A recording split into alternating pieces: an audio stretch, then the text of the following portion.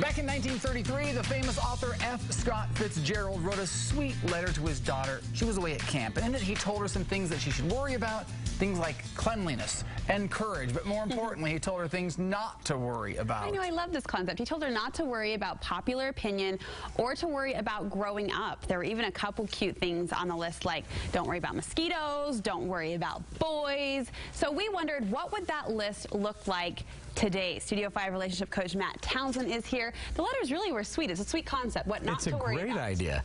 But why would anyone worry anyway? What's the big worry? You know what would make me worry is if two people wore the exact same shirt on TV. Oh, brother. You guys. Twinners again today. Matching brothers in blue. Makes me worry. Now, everybody has worries, right? Now, what is a worry? Why do we worry? Because we watch the news and we worry that could happen to us. Yes, there's a lot maybe. To fear.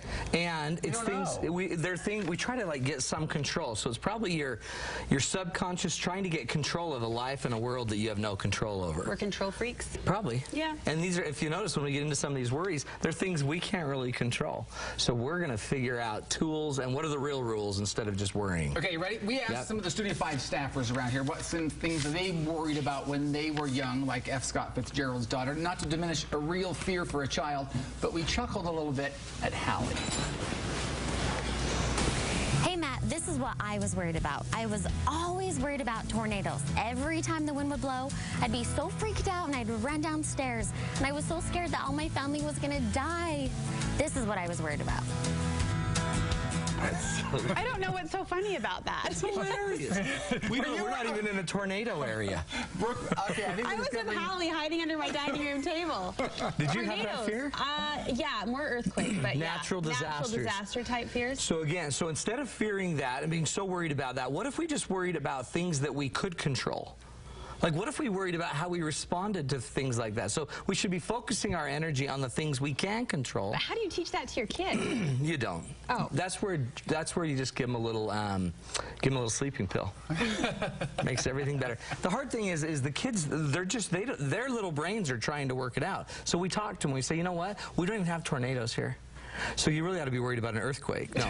And you then show them about how bad an earthquake can be. But in the end, what we really want to draw, especially like the teen, like F. Scott Fitzgerald, he wanted her to understand there's certain things in your life that you can worry about and other things that you can't. Worry about things you can control. Make sense? Yes. Like we can control if we go to the next one. Okay, you ready for the next one? This is now. Jane and Kim both together, okay? They had some thought-provoking fears. Here's Jane and Kim. Matt, what I worried about was going to Lagoon. Every year my friends would ask me to go. I didn't like rides. I didn't want to go on fast rides, and I felt this incredible peer pressure to tell them yes, but deep inside it scared me to death. Matt, this is what I really was afraid of when I was younger. I did not want to disappoint my mom. She was a young, single, divorced mom, and I didn't want to have people judge her. Anything I did reflected upon her as my feelings. Sweet Kimmy. Sweet Kim. And that's a very common one, I think, with teenagers, too. What do you notice is the parallel between the two? Do you see anything that is common between the two? They're worried about what other people are thinking? Is that sort of... They're worried about, it's kind of a social fear. They're worried about what their peers are going to do to them and influence them. She's worried about letting her mom down. We don't want to let people down. It's one of our big fears. So instead of not letting them down, what could we worry about? What could we influence about that? That's a tough one. Yeah, don't ask us. That's why we got you here. Maybe we could just actually spend our time worrying about how we serve these other people and how we influence them. See, if I'm so caught up in what how I might fail, then I'm not going to be leading these people. The best way to create your future is to lead it, right? To make it happen instead of just let something happen to you. So we don't need to worry about socially every possible nuance, but we can say, look, if you're worried about people thinking poor about you or thinking ill towards you, then live right, serve, care, and influence your life so that those thoughts aren't there. Okay, service, kind of the take-home message. Service, and know that you get to influence. Okay, one more coming from, I believe, Mallory, weighing in on what she worried about as a child. Let's take a look. Okay, Matt, here is what I was worried about when I was a little kid. I was terrified for my family to leave. Any family member, I was sure something was going to happen to them. I have this memory of me and my older sister sitting at the kitchen window just waiting for my mom to get home. If she was 30 minutes late, we were sure she was in a car accident or something. So that is what I was worried about.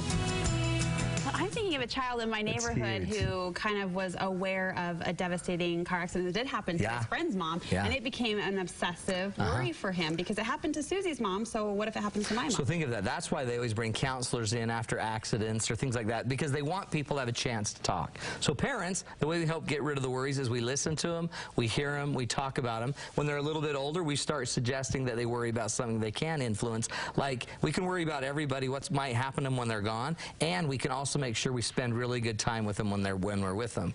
A lot of times, the worst thing that could happen to us, I really think, than losing somebody is actually regretting that we hadn't done more.